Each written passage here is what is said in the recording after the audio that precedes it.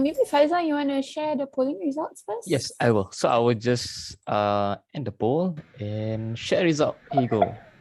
So can everyone see the result on the screen? Yeah, so those are the some of the inputs from our fellow mentors that for the those that are joining us today. So I think majority actually feel that they slightly understood the concept of the gift and wounds, and do they know how to apply them? I think there's a mix of almost 40 to 50% of the yes and no. Yeah, and whereas which among the two gift or wounds that they will pay attention, out of the mentees, I think majority is mentioned that they will look at both of it. So I think thank you very much for your feedbacks. For your inputs here. Thank you so much. I think I will pass it back to Bazila. All right. Thank you, Faizal, for sharing the results. Okay, wait, hold on. All right. How many are there? Okay, there's 30 participants today. All right, so Bona Mentors, welcome to Youth Mentoring Office's 7th Community of Practice for 2021. I know we took a break from the session last month in July, but we are back to our monthly COPs this month. And I hope that all of you guys have been doing super great and are all staying safe and healthy at home. No prizes as to what my name is, because you guys practically have seen my face every single month and also in your trainings. But for our newer mentors, my name is Bazila and I will be your host for today. So before we start, I'll just highlight to you the functionality of the Zoom platform. So to avoid any interference of background noises, we will appreciate it if you could put yourself on mute unless when speaking, so that we can listen to our speakers clearly. If you have any sort of questions or opinions that you would like to share with us, please do feel free to drop them in the chat box or in the discussions later. And at the same time, we will also appreciate it if you could all have your videos turned on so that we know who we are speaking to behind the screen, and also match your names to your faces. So today's COP is a very special one because we have the founder of the GCM philosophy here with us today. So to all our mentors, you guys have gone through the gift-centered mentoring training with YMO before being deployed as mentors in your respective programs.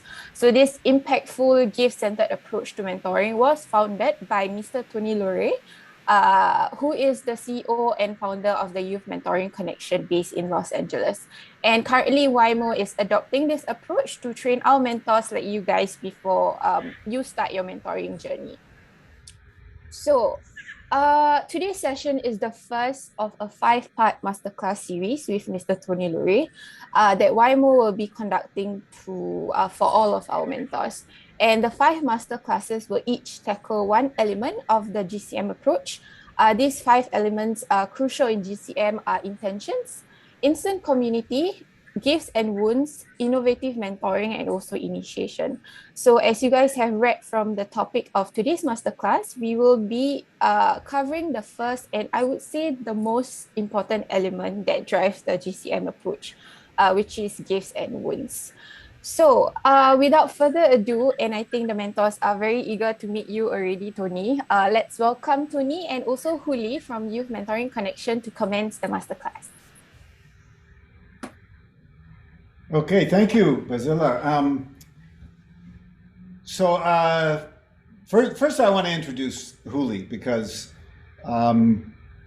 we mentor each other. And so I got so excited to be back working with Mendaki that I had to bring my partner in. We've been working together for about 20 years. And Juliana Wells, but her name is, everybody calls her Hoolie. And she actually has been doing this work even longer than me, which you can't tell if you look at our ages. So she started when she was 4 or something like that.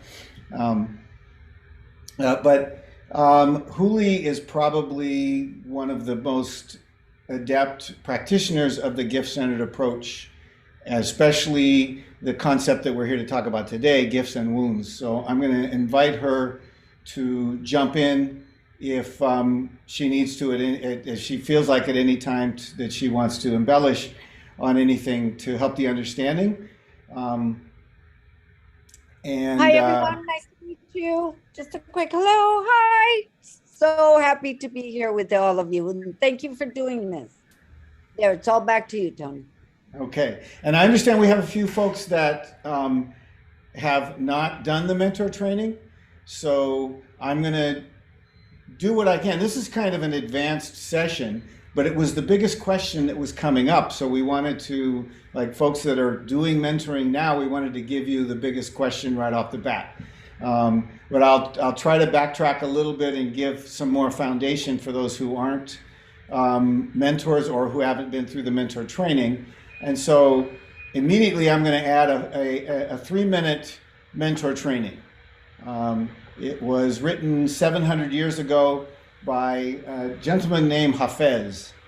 And Hafez said, "There's a beautiful creature living in a hole you have dug. So at night I set fruit and grains and pots of wine and milk beside your soft earthen mounds. And sometimes I even sing. But still, my dear, you do not come out. I have fallen in love with someone who hides inside of you. I have fallen in love with someone who hides inside of you. We should talk about this problem, otherwise I will never leave you alone." So Hafez was talking about the process of mentoring someone who needs to be helped out of their shell. He's talking about seeing people's gifts, seeing the beauty that's inside of them so they can fully become who they were born to be in this world. And it really is, in a nutshell, the gift-centered approach. He starts by talking about the holes that people have dug for themselves. So we know we're talking about teenagers now, right? We meet teenagers and or young adults, young people, and they're still trying to climb out of the holes. Guess what? At 66 years old, I'm still trying to climb out of some of mine as well. And so the mentor shows up and you bring your gifts. It might be your wit, it might be your humor, it might be your compassion, whatever it is. And you offer them to the mentee over and over again. And somehow you feel like you're not breaking through. So you get a little desperate and sometimes I even sing. So you tell a joke or you try something different, and still, my dear, you do not come out. It is very common for a young person, especially young people who come from communities, from families, from minority situations where that the kids that I work with, from a lot of them have been gang affected in South Central Los Angeles, for example. And it's common for them to not feel like they can let us know what's really going on with them. And so they resist. And the mentor's job is to stay there and to offer to see them. I have fallen in love with someone who hides inside of you. I'm not really looking at your behaviors except to see what gifts are being demonstrated.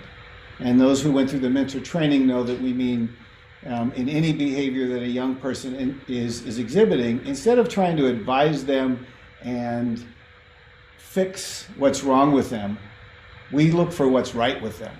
We look for the beauty that they're showing up with every day. And that's with so many young people, especially what we call wounded ones, who have suffered traumas or developmental insults in their life. It's hidden way inside of them because there's shame. Society tells them not to tell their story, and so on. And the mentor says, I'm here to see you and to hear your story. And then we should talk about this problem, otherwise I will never leave you alone.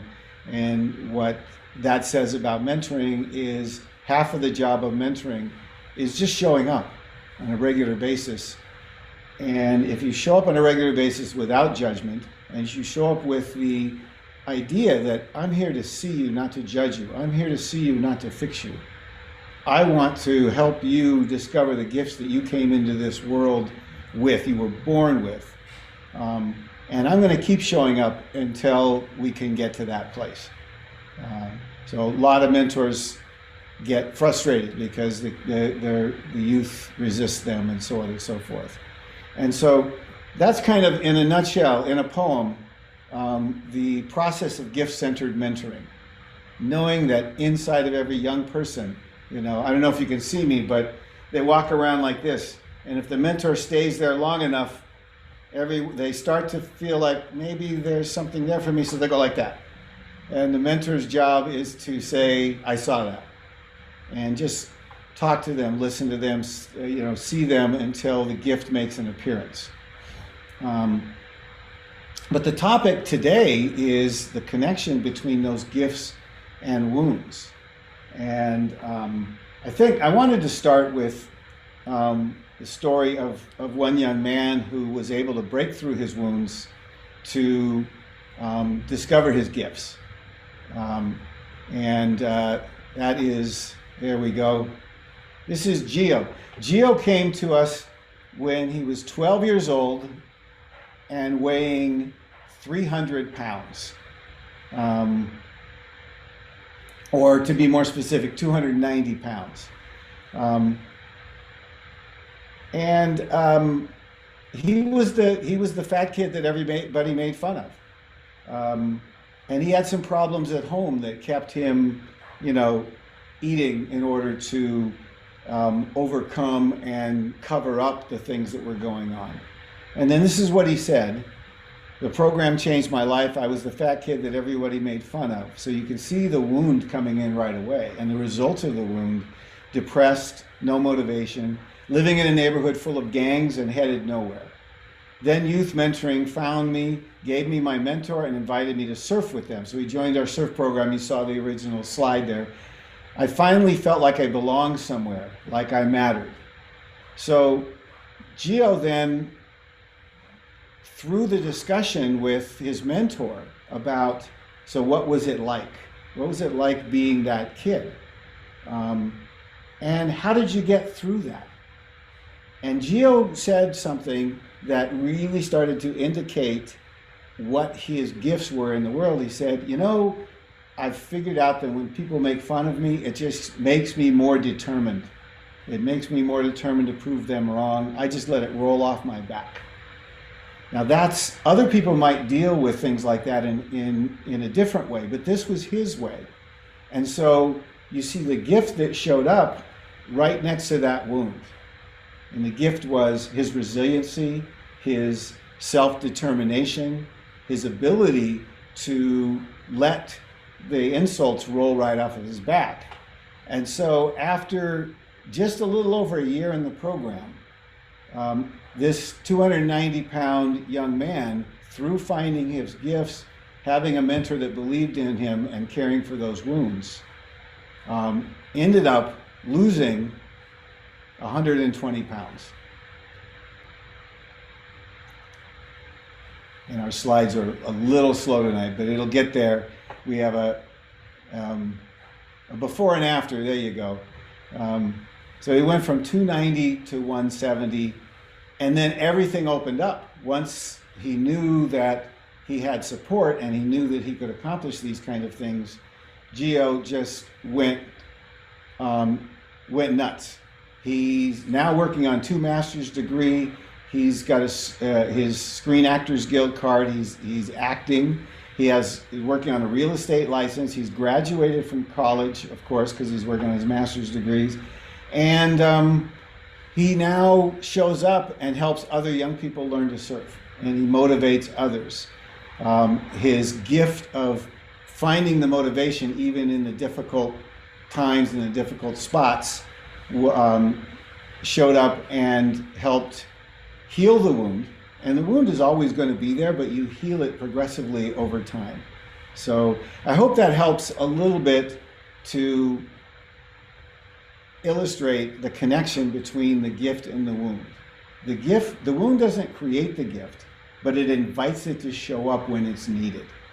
So if we look at a young person that's struggling, but they're still here, something happened to them, then you say, how did you get through that?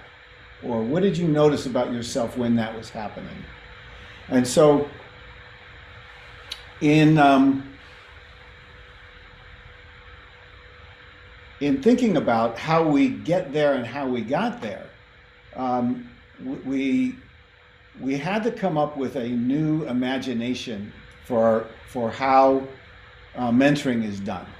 When I went into mentoring, I thought of all the things that mentors could tell youth to advise them, to help them change their lives, but then discovered that the young people we were working with were already being told all of this stuff. They were already getting the information.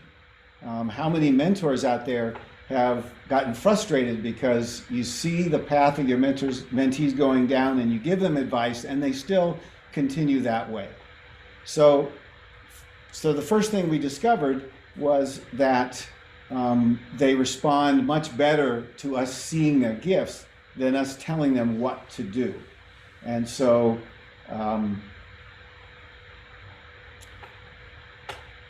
we came up with a gift-centered approach, which is, instead of the 8 words that most youth work is done through and mentoring was designed around originally, if you do this, you'll get that. We said, regardless of what they do, let's see them and ask what gift is coming out. And the mentors here have gone through the mentor training and they know what we mean by that. And they know that even when young people, in fact, especially when young people act out inappropriately, it might be easier to see their gift then. And so instead of saying you did that wrong, we might say, that was really creative the way you interrupted my session. What gift is showing up? It might be humor, it might be leadership, and so on and so forth. And so we started getting some good results. They came back and they were inspired to come back because their mentor was seeing them in ways that few people ever had. But for many youth, that wasn't enough. And so we were asking then, why isn't it working better? Why were they struggling so much? And we started realizing that there was a block, and it was because they were blocked from integrating the information by the wounds that they suffered. They had a hard time believing in themselves, even though we were seeing gifts that they had. And so the idea that we need to reimagine things, and it wasn't information, it wasn't telling them, like Einstein said, that the true thing is imagination, not information. What we needed to do was help them imagine a different life for themselves and imagine themselves with these gifts. So we needed to imagine in a deeper way. And then that brings up the question, where does imagination actually come from? And the experts will tell us that imagination is seated in our real life events, that they help form our imagination. So we started to look at their real life events and discovered that when we tried to get them to connect with their gifts, we would often end up in a discussion with them or finding out about the wounds that were blocking those gifts from coming out. So we realized that instead of thinking about advice or how we can fix their lives, we needed to look deeper into the things that are inside them that hold them back. And so another one of my mentors, the mystic Rumi, sums it up this way. I said, what about my eyes? And God said, keep them on the road. I said, what about my passion? And God said, keep it burning. I said, what about my heart? God said, tell me what you hold inside it. And I said, what about my pain and sorrow? And God said, stay with it. The wound is the place where the light enters you. And so even 800 years ago, there was this gifts and wounds connection that was understood by some of the greatest mystics. And we're finding out now that brain science is actually catching up with that. And we'll get into that in a second. But then, so that brought us to connecting the gifts and the wounds. And so what we say is, how do you mentor a troubled youth? You care for the wounds and shine a light on the gifts. So what's a wound and what's a gift? The shining a light on the gifts. The gift is an innate part of who you are. You were born with core gifts. It's just who I am. And societies, focus more on your weaknesses than your gifts. And sometimes even mentors do, because we go into this thinking, I've got a kid I have to fix. But we're going back to Hafez saying there's a beautiful creature living in a hole you have dug, and I have fallen in love with that person who hides inside of you. So then the wounds that we find in that same space, and they coexist in your psyche next to each other. So just as the physical wound often leaves a scar on our body, emotional wounds will leave us a scar on our psyche. And so they're both found by authentically seeing what is impacting one's life in powerful ways. And as I mentioned before, the wound will actually often activate the gift, as in Gio's story. So then we were faced with a question. If we really want to help a young person heal from their wounds and see their gifts, are we willing to do it for ourselves? Because if we're going to guide them on that path, then we need to know the territory. We need to know how that works. And the only way, again, is to get in the imagination of that is through our real life experiences. So this brings up some of that brain science I was talking about, and we could go for hours on this, but essentially the mentor's job, and if you ask mentors what they're bringing to the equation, a lot of them will say compassion. So it's important to understand the difference between compassion and empathy. Empathy means feeling what they're feeling. Compassion comes from the Latin that means to suffer with, compassion. And so that's the difference between feeling for them and feeling with them.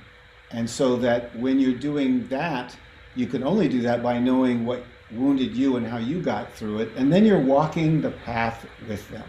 I hope this is making sense, and we're going to get very interactive in just a little bit, but I just needed to lay some groundwork. And just to kind of back this up a little bit, we literally received this message just today from one of our mentors who discovered this connection. And he said, the concept of our gifts and wounds living right next to each other was a very powerful concept for me. I tried to approach the whole endeavor with that in mind, the ability to share life experience and point of view versus advice was great. It gave me perspective on the kinds of problems we deal with at work versus those my mentee was and is dealing with. It increased my level of gratitude, but also, I think, made me more empathetic in general. And I think what he actually means is compassionate. But you can see that in the experience of mentoring, he all of a sudden discovered that he was getting in touch with his gifts and his wounds and understood that connection. So in that light, what I want to invite you to do this session is to stoke your imagination by actually focusing on yourself a little bit. And think about how you can use the mentoring experience to uplift your life. And then it will follow that you'll be in a position to uplift your mentee's life. In fact, a lot of times in my mentor trainings, I'll ask the mentors, how many of you are here just for the youth? Just for the youth. And it's a trick question. I'm not going to ask you to raise your hand, because if you feel like you're only here for the youth, then one, you're going to be kind of oriented toward fixing them. And two, you're really only role modeling half of what you could be doing. If you're fully living into life's questions, then I would contend that you're fully mentoring. So you need to see how you can get it, your life uplifted by this process. and then the two of you together. And plus, it's so esteem building when your mentee can actually see and witness that you are getting something from this too. So enough of me blabbering on. What I'd like to do is start out by asking you to simply claim your gifts. Now go back a slide, please.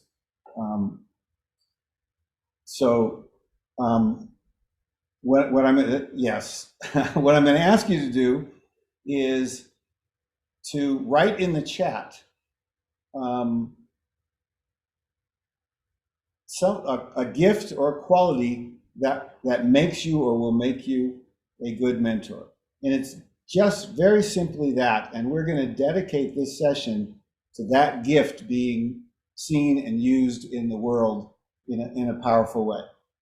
So we'll get deeper into the concepts of wounds in a minute. But really, let's start by just sharing in the chat, just, in a couple of words, what your gift is that you bring to mentoring, or what quality in you makes you a good mentor. Are we able to do that? Okay, so go ahead and throw them up there, and are we going to be able to see the chat on our end here? Oh, there it is. Okay. And I can read them off, Tony. Okay. Yeah. Hoolie and I will read them off. And what I'm going to do is I'm just going to light some candles in dedicating this session to you and your gifts. So, and unconditional love, there's a good one. I thought I'd get us started. Yes. I guess my gifts would be being resilient and the ability to adapt to changes. That is fantastic. That is so important to recognize that in yourself.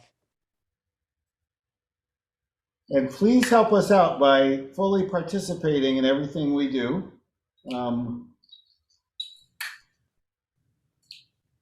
You all have gifts. I know you do. I can feel them. You wouldn't be here if you didn't have gifts. Trust me. Respectful attitude, eagerness to know others, being understanding and empathetic, very much so. Showing empathy and caring towards others, not being judgmental, being empathetic. I love this.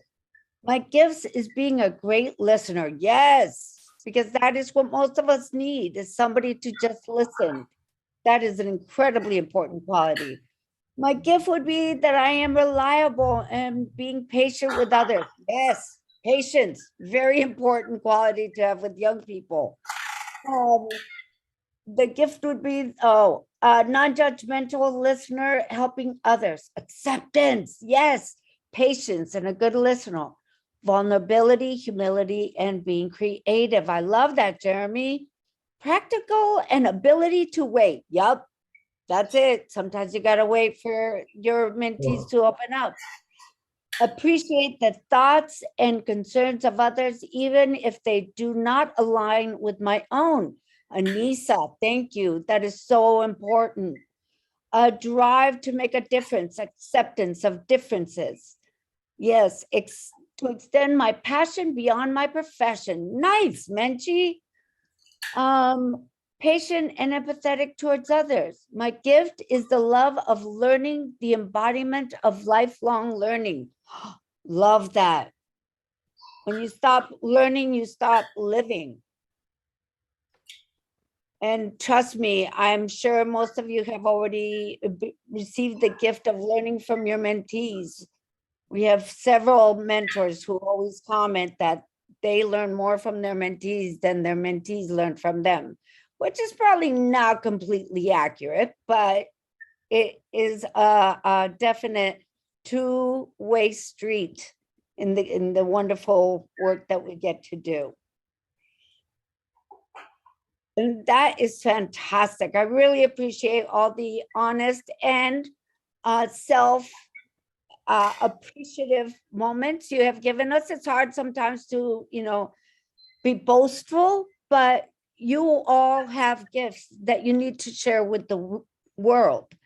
My gift is having the love for children and to improve the lives of others. Thank goodness we need more of you wanting to help and guide and uplift others. Yes. Yes, this is what the world needs now more than ever, is to be able to hold each other and see the best in each other. And even when they don't see it for themselves, right? So we get to be a mirror to share success. Absolutely.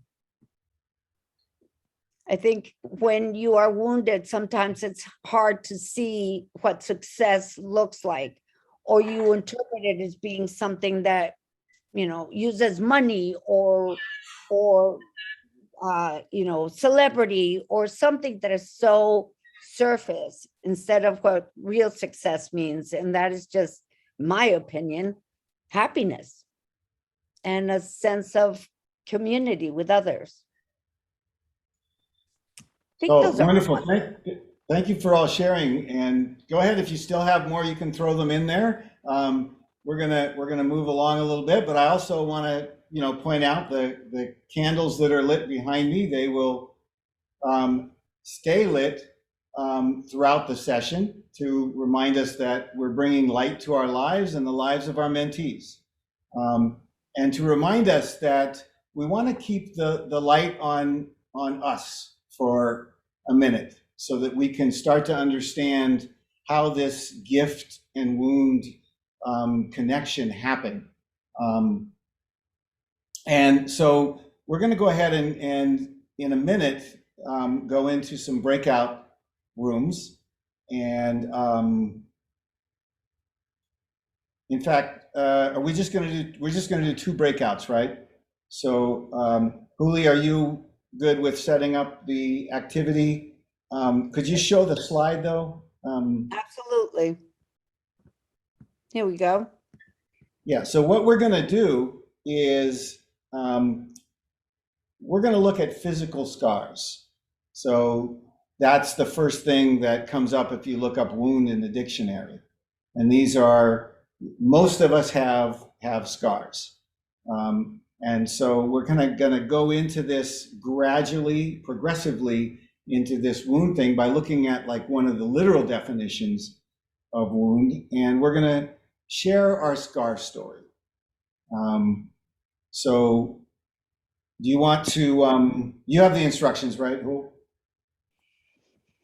In my heart. All right, let me share really quickly how this will work, and then we'll break into our rooms. And Hoolie and I are both, we practice what we preach. So I couldn't ask you to share your wounds, share your scars if I'm not willing to do mine. So we're going to go into two breakout rooms, and in my breakout room, I'm going to start by sharing one of my scars. And here's how this will work. Then we're going to invite others to do so. We're going to have about 10 minutes to do this. So we need to do it really quickly. We're going to ask you to kind of do like one sentence, like, here's my scar and here's how I got it. And then how did you survive? Okay. Or what was your key to helping yourself heal? What did you do to heal that wound, that scar, that, you know, if we call it a cut, you know, if it's when you're really young, then think about, you know, what you had to do in order to participate in your own healing. Mine's going to be something that happened recently. But something that you have a good sense of what your participation in your own healing was.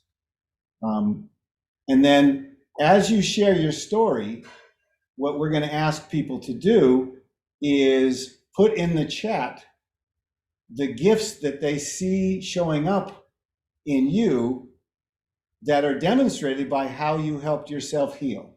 Does that make sense? So let's go ahead and do the breakouts. All right. I'll be just opening all the breakout rooms, and yeah, you guys just accept where you guys will be entering, all right?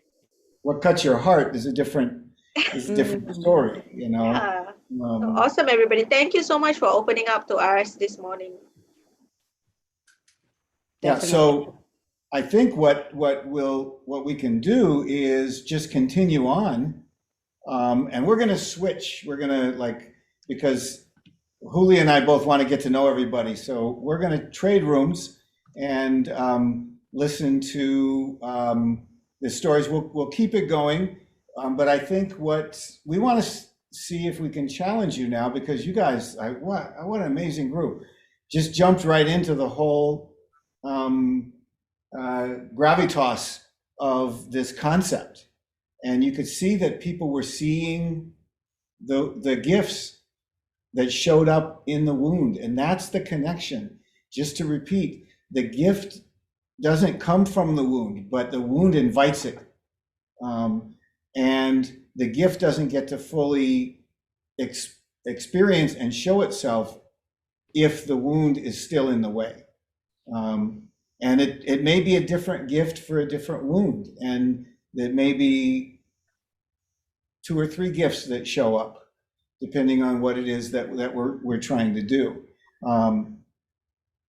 So what we want to do now is to take this to another level and really, let's look at some of these woundings that we received, and a lot of times it's as really young ones. Some of the wounds that stay with us and hold us back the most actually come from our childhood. Some often come from our family of origin. I'm going to ask Hoolie to share hers because she has a powerful story, and I'm going to share one of mine. So we'll practice what we preach. Should we do this in the whole group and then go to the breakouts, Hoolie, or should we? Sure, I'm open. Let's share. Let's share ours. Because I want everybody to hear yours. Oh. So not just half of the group. So I can go first, or you can, if you prefer. Now let me go. Because okay. Yours is more powerful. I want to end with you, and then that'll inspire them to dig deeper when we go back into the breakouts. And here's what I'm going to say, especially those who've been through the mentor training. I'm going to ask you to mentor me now. And by connecting what the gifts you see from the wound that I share and how I got through it. And mine comes from my childhood and my family, of origin. It actually comes from my father. My father was a good man, and he provided for his family. And I think he thought he was doing what was right and trying to motivate me, but he could deliver a curse like nobody's business. And so whenever I would share my dreams, he would step on them. He would tell me what was wrong with me, or why it wasn't going to happen, or why it wasn't, or he would tell me about plan B, which is that's a cautionary tale for mentors, by the way. If your mentee tells you a dream and you say, if that doesn't work out, then you should have a backup plan. That's good advice, and it should come much, much later in the conversation. Because what the mentee hears is, oh, you don't think I can do it. And the mentor's job is to lift up the mentee and help them believe in themselves. So in my case, I would share my vision or my dream, and my dad would say, well, here's what's wrong with that. I can share one specific thing. As I was getting to be a young man, I shared with my dad that I was going to start my own business. And his response to that was, and this is a direct quote, when that fails, you can always go back into sales. My dad made a lot of money in sales. And that crushed me, It was like, even now, after all this time, I was like, had all these accomplishments in school and everything, and he still didn't believe I could make my own business succeed. But I did it anyway, and I stayed with it, and I held on to my dream. And I started 2 businesses and then sold my second one to start doing this work. So if you see a gift in there, go ahead and throw it in the chat.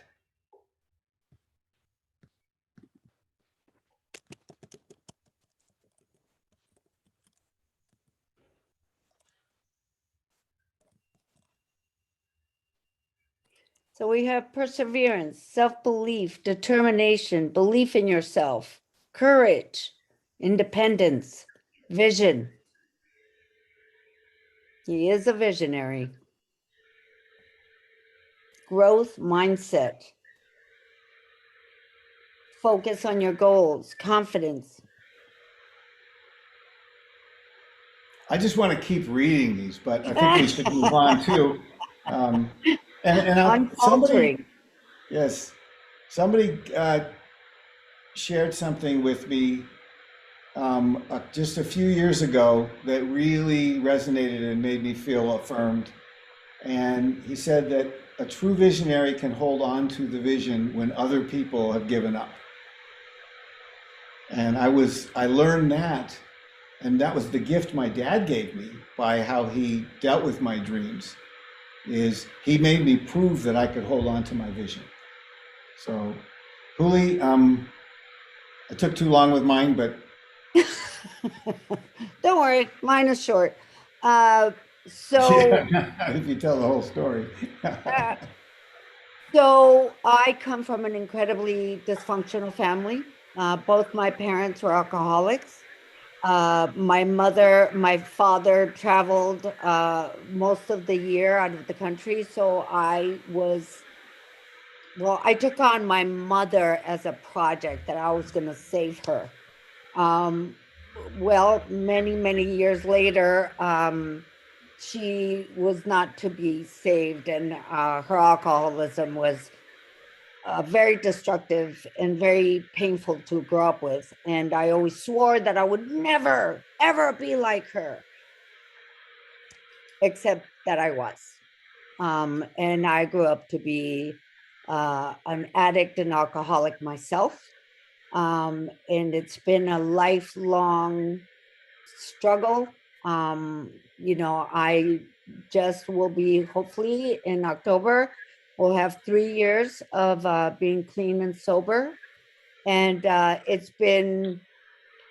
Tony has been through a lot with me, and he has definitely saved my life more than once. But the gift that I developed through that was my ability to share my story, let others tell me about theirs. So it provided in me the ability to see that in others, that pain and that lack of confidence and that fear, because you grow up in fear under those circumstances.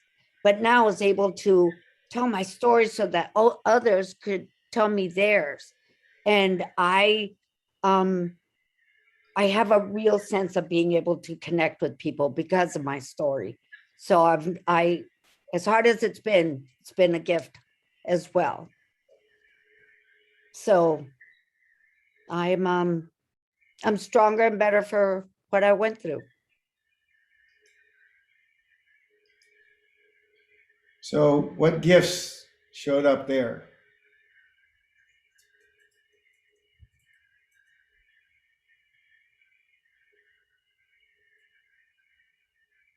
Love for self and others, compassion. You go, girl. Thank you. Congrats on almost 3 years. Thank you. Sober, fighting spirit. Yes, she has that. Resilience, inspiring, connection, ability to see one's weakness and overcome them, knowing oneself. Thank you. So you see what shows up in our darkest times, and sometimes the wound reappears. Belief in yourself, a fighter within, and then the gift in all of those things that you've seen.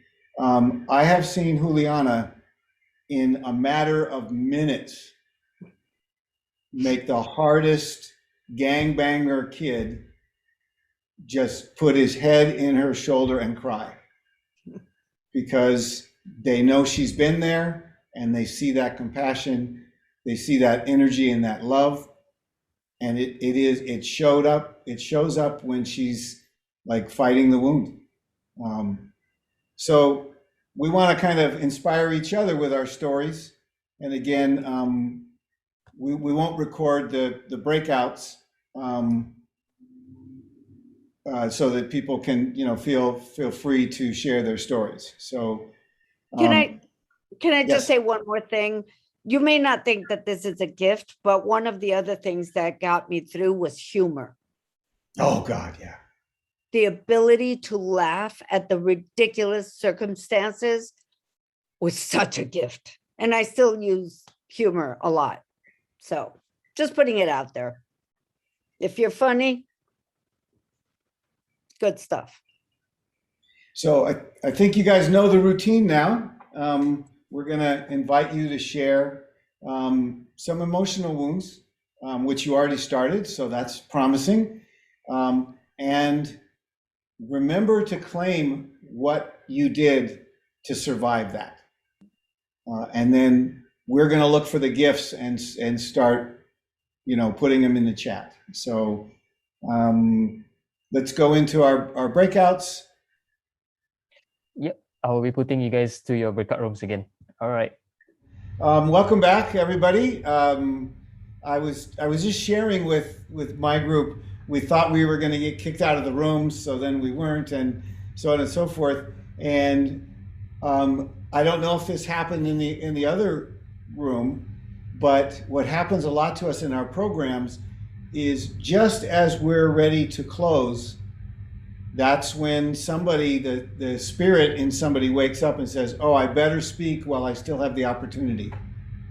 And so maybe that happened in the other room, maybe it didn't, but it also shows the infectiousness of when you tell your story, how other people then find the courage to tell theirs. We're gonna close out now. We might go a few minutes over because you guys shared so much and so well. So I hope that's going to be okay with a few, but we do want to kind of talk about some takeaways, and we have to give at least one more story of our youth and how through this very same process, them being able to share, hear other people share their stories, and their mentor sharing their story with them, that they then open up and their gifts start to show up, and they end up being positive influences on the community and start to build a bigger life for themselves. So, Hoolie, you want to talk about Lil Bird really quickly?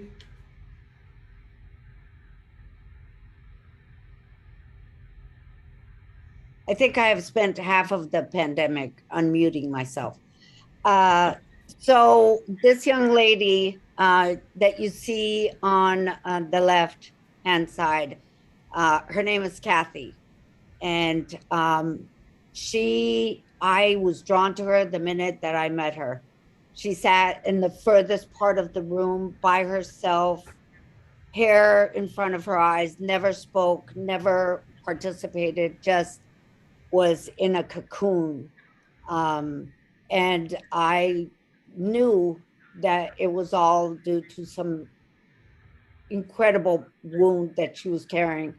And slowly, she started looking at me. She started like coming towards me and talking to me a little bit. But she would flinch every time I tried to hug her. And so I had patience, and I invited her to our annual retreat. And there she was able to finally share of her uncle's unwanted affection and how he was still living in that house and how her parents didn't believe her. And it all came pouring out. And right after she shared that in a small group, she ran out of the room. There was this beautiful field. She laid down in the middle of this field, looking up at the scars, saying, I'm free. I'm finally free. I feel like a bird. And from that moment on, she became my little bird. To this day, I still refer to her as my little bird. The next year, there was a young lady who also shared her story of abuse. And the next day, we always do a ropes course and a challenge course.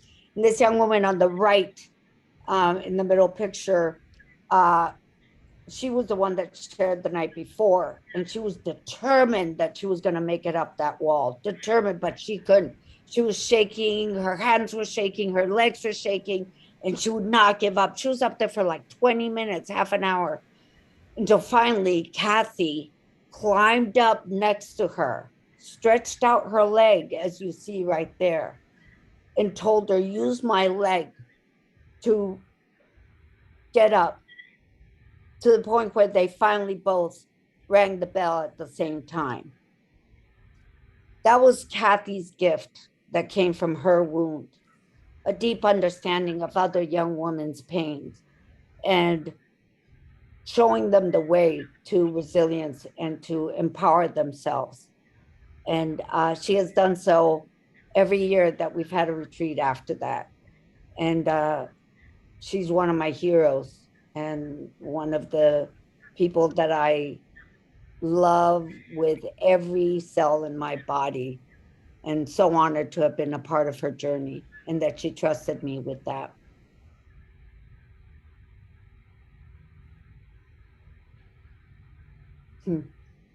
Beautiful, Hoolie. Thank you.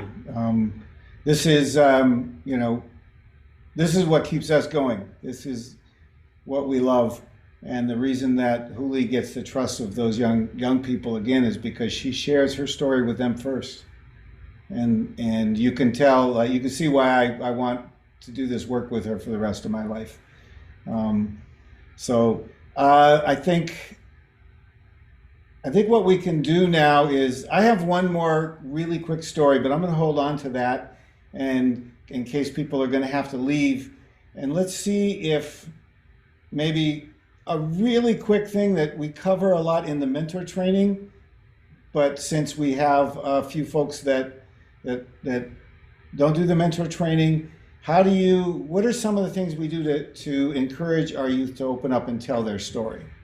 And of course, you got an example of that tonight, or this morning, I'm sorry, tonight here in LA, by creating an environment where it's safe to do so. What are some of the other things? Can we go to that slide? So we have our confidentiality agreement with our mentee, and we always coach our mentors to continually remind your mentee that what they can confide in you. And of course, with the caveats, if somebody's going to be hurt, I can't keep that a secret, but what you tell me stays between us. Reassure them that they won't be judged. And in the mentor training and in some of our future sessions, we'll get into how youth feel judged even when we don't mean it. So it's also paying attention to the meta messages, we call it, that cause them to feel judged. See their gifts first. So once you start acknowledging a young person's gift, remember what we said is it evokes the wound. It wakes up the wound. It doesn't cause the wound, and the wound doesn't cause the gift, but they sit next to each other. So they're more likely to feel safe and comfortable, or at least feel like they need to get this off their chest.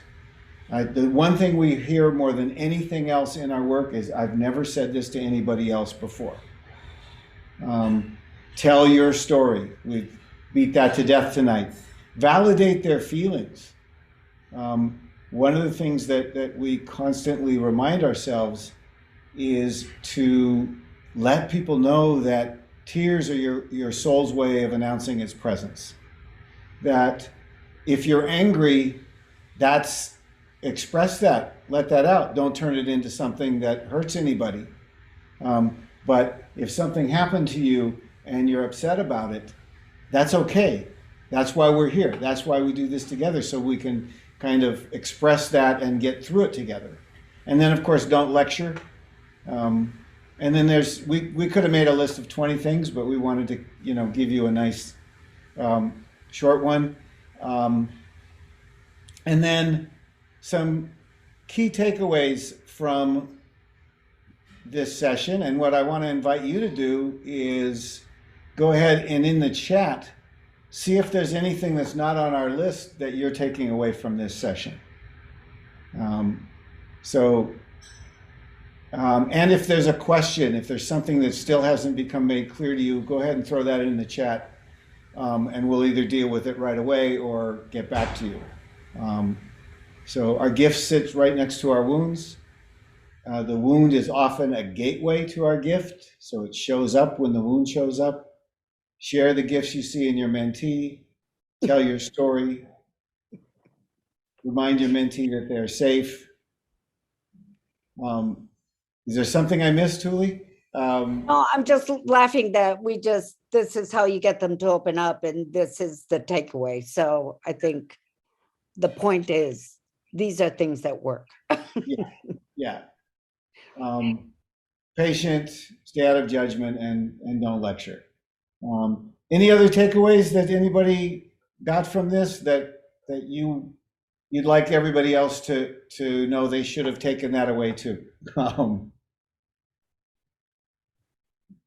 And I don't see everybody, but you can throw it in the chat. Don't say if that doesn't work out, you should have a backup plan. Nice, yes. It is rational, and that's brilliant to pick that up and highlight that. You can tell them about a backup plan after you've completely worked on their dream. Keep on listening to more people. Nice, yes.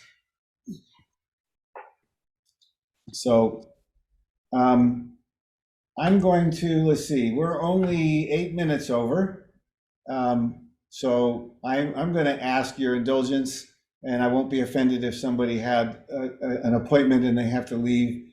But I have to share one of she's actually kind of become almost a daughter to me. It kind of connects to a story I heard at Mendaki.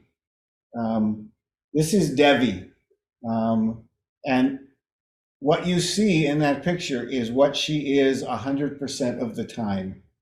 One of her gifts is the ability to be liked and to make everybody feel good when she's in their presence.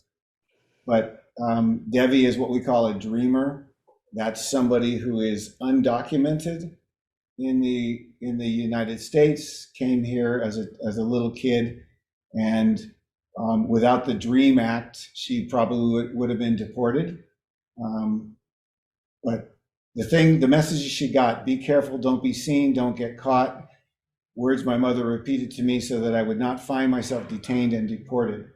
Born in Acapulco and was carried into the heart of Los Angeles, 15 years in the shadow. We're watching opportunities slip by. YMC found me, dusted me off, and showed me that I am worthy. When I felt like quitting, I just remembered how YMC taught me to advocate for myself. So I pushed through and managed to get four AA degrees. That's a junior college degree. Not one, but 4 of those. And then transferred to UCLA and got a 3.8 grade point average.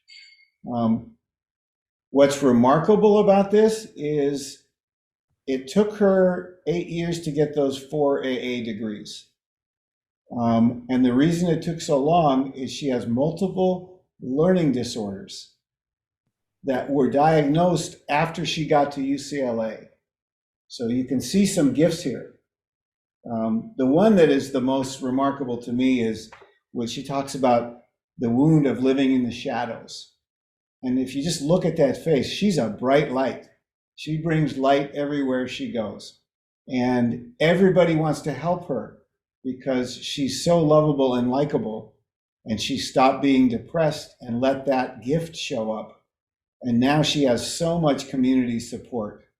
And the reason I thought of Devi, not only because she's so special to me, but there's a similar story that I learned about at Mendaki, because Devi's degree is in fine arts, and she is a brilliant, brilliant artist. She does murals and so on and so forth.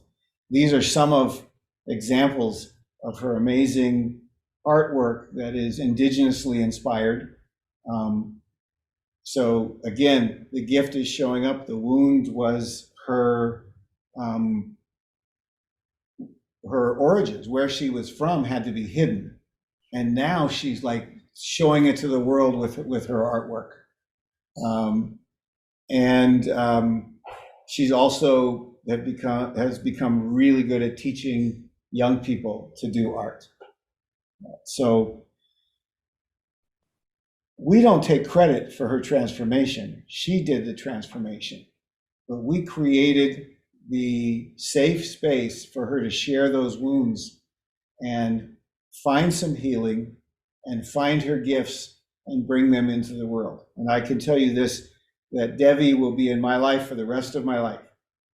She had mentors, and she told me one day, "You're my mentor. You're my enduring mentor." And she calls me Pops. I don't let kids call me Dad, but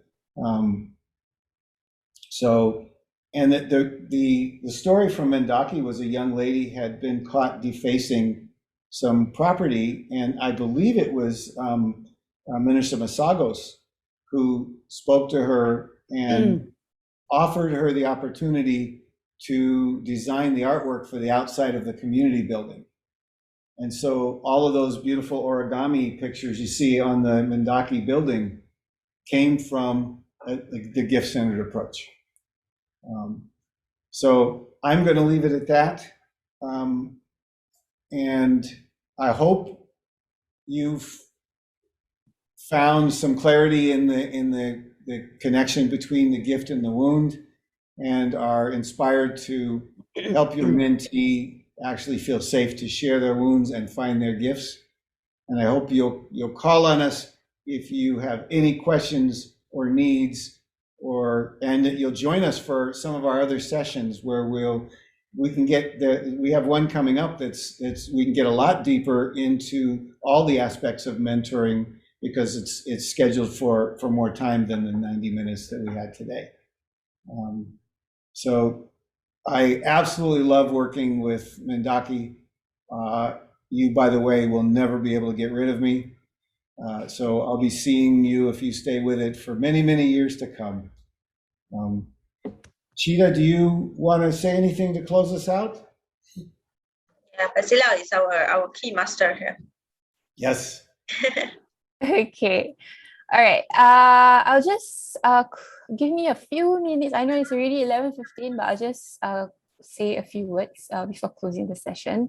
So yeah, thank you so much to Tony and also Hoolie for conducting today's first masterclass and allowing our mentors to acknowledge and connect better with their wounds. I really do believe that as much as we apply the element of gifts and wounds with our mentees, it is foremostly important for mentors to connect with theirs too and also experience it to understand its powerful meaning first. So also thank you to all of our mentors who have joined us today. We appreciate you for trusting us enough to share your stories during the breakout sessions. It's very heartwarming to know that we have created a safe space in today's session for you to open up.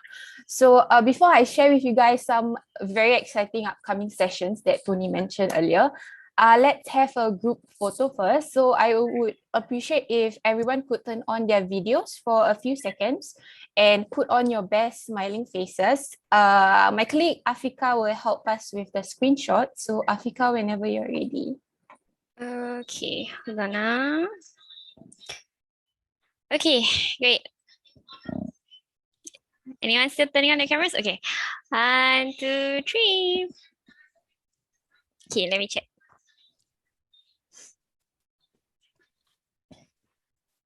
Okay, looks good. Okay, now I can share with you guys some stuff before we go off. All right. Okay, so following up with the end of today's masterclass session, you guys might be wondering when is the next one and what element would we be delving deeper into. So the second of the 5-part series masterclass with Tony will be on 11 December, 9:30 a.m. to 11:30 a.m. via Zoom. We've extended it for an extra 30 minutes because we noticed that the session today, we needed more time. So yeah, and in that session, Tony will share his wisdom on the element of instant community in the GCM approach.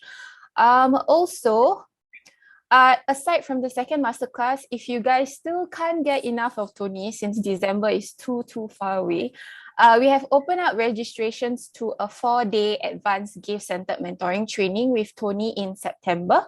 So just to put it out there first, the 4 days advanced training is free. Plus, you get to see Tony's face again. So there's basically nothing to lose. In the virtual advanced training, it is basically a more advanced training to the basic GCM training that you guys have attended with YMO prior. In the 4 days trainings, we will highlight the key concepts of GCM and components that are crucial in mentoring, such as topics to delve with mentees, influences in personality mentoring, and also managing a challenging situation, amongst others.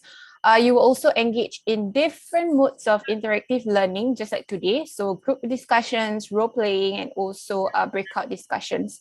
But we do have some requirements from the mentors before you register. So for more information, you guys can scan the QR code or click the link in the chat box as shared by Faisal for more details and register. Also, when is the next committee of practice? So the next COP will be next month on 18 September, 10 a.m. to 11:30 a.m. at Lifelong Learning Institute. So we will actually be having the COP physically next month. Just like the session, the physical session back in March, for those of you who actually came down, it will be a great opportunity for us to see you guys face to face and also for you to meet other mentors like yourselves. Unfortunately, Tony will not be there since he can't fly to Singapore just yet, but the topic of the session will be on coaching and how coaching can be a very useful skill in the context of mentoring. So you guys can keep a lookout of the registration link via your emails very soon and also in our GCM Telegram group sometime soon.